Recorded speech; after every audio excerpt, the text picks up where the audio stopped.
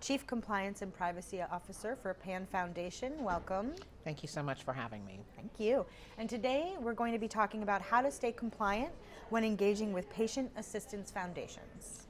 I welcome this conversation. I think it's vitally important so that we can discuss the relationship between compliance and operations and really how we get to serving patients. Great.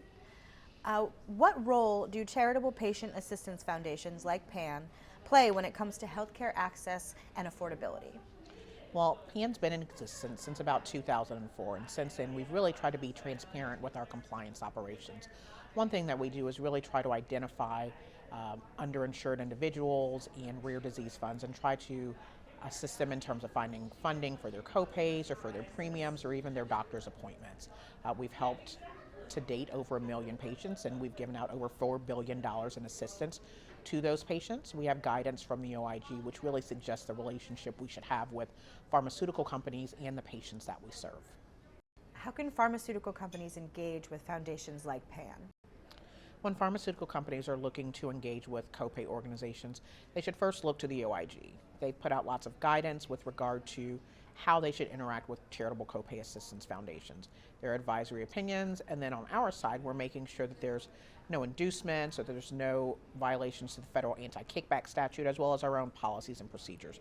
So when they look to engage with us, we do have a clearly defined way for that to happen through our development team. So if they just reached out through our call center, we would obviously kind of route them, but we do have guidelines in place internally as well as external guidance in terms of how to engage. Great. And what can a pharmaceutical company expect when it comes to PAN's approach to compliance and mitigating risk? Well, we have really put safeguards into place and kind of guiding principles. We do that with the establishment of our disease funds. That means that we've already identified disease areas where there's a need for PAN assistance, whether they're open or not. We also establish formularies so that we have those things in place before engaging with any pharmaceutical companies. We have applications for our patients, and so there can't be a conversation in terms of steering patients to us because we do have application processes outside of the pharmaceutical companies. They can expect to see audits that we're performing. So we really do try to have transparency in our program to let the donors know that we're serious about compliance. We also have provided documentation to those companies in terms of what to look for when you're engaging with a charitable copay organization. Do they have established formularies? What's their application process look like? And so that's not just specific to PAN, but any company with which they'd like to engage. Great. What sets PAN apart from other patient assistance foundations?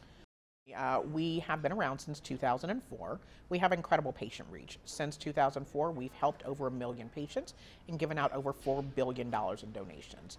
We work very closely with advocacy groups and alliance partners, and what that means is we look to organizations who are also doing this work. We realize that the need is greater than we can solve for, and so that there's room in this space for other copay organizations. To that end, we have something on our website called the Fund Finder. It tells you all open disease funds from other charitable organizations, because if PAN's not in a position to help, we certainly want to pair patients up with people who can, and more than that, just transparency. We have a set of policies and procedures that are available to our donors and patients alike.